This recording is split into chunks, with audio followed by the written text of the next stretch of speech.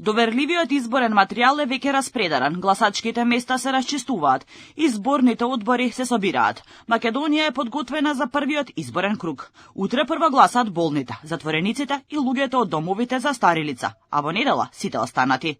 Државната изборна комисија уверува дека се е подготвено за мирен, безбеден и демократски изборен процес. Во текот на вчерашниот ден и денеска се дистрибуираше доверливиот гласачки материјал и таа процедура веќе завршува, што значи дека општинските изборни комисии материјалите може да почнат да ги предаваат на избирачките одбори.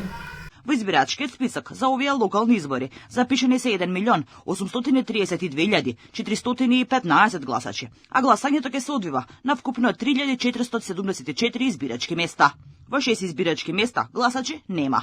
Утре сабота први ќе гласаат 8.848 болни и немокни лица, 2.162 затвореници, како и 450 гласачи во старските домови.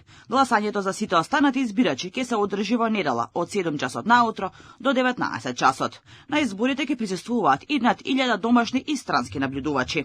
Процесот на акредитација веќе е на самиот крај.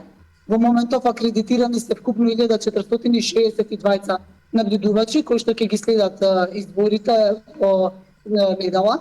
Од нив 807 се домашни, 644 се меѓународни наблюдувачи и акредитирани се вкупно 12 странски новинари. Штип, Кратово, Крива Паланка, Валандово и Делчево се меѓу 21 општина со по 20 кандидати, што значи дека таму нема да има втор круг на гласање и тие најверојатно ќе имаат нови градоначалници веќе следната недела. Во останатите општини, ако во првиот круг ниту еден кандидат за градоначалник не го добил потребното мнозинство гласови, во вториот круг ќе се гласа за 20 кандидати, кои во првиот круг добиле најмногу гласови. За идентификација на гласачите и овој пат ќе се користат апаратите за биометриска идентификација. Државната изборна комисија има подготвено и резервни уреди, а пропишана е процедура доколку некој од нив откаже. Во пресед на изборниот викенд, Министерството за внатрешни работи најавува засилено полициско присуство околу избирачките места и клучните сообраќајни точки.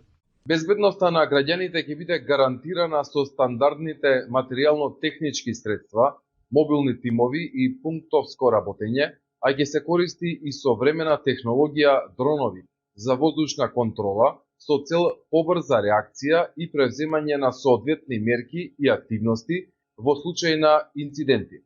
Министерството апелира граѓаните и политичките партии да придонесат за мирна и демократска атмосфера, да ги почитуваат упатствата на полициските службеници и да се воздржуваат од активности кои би можеле да го нарушат изборниот процес.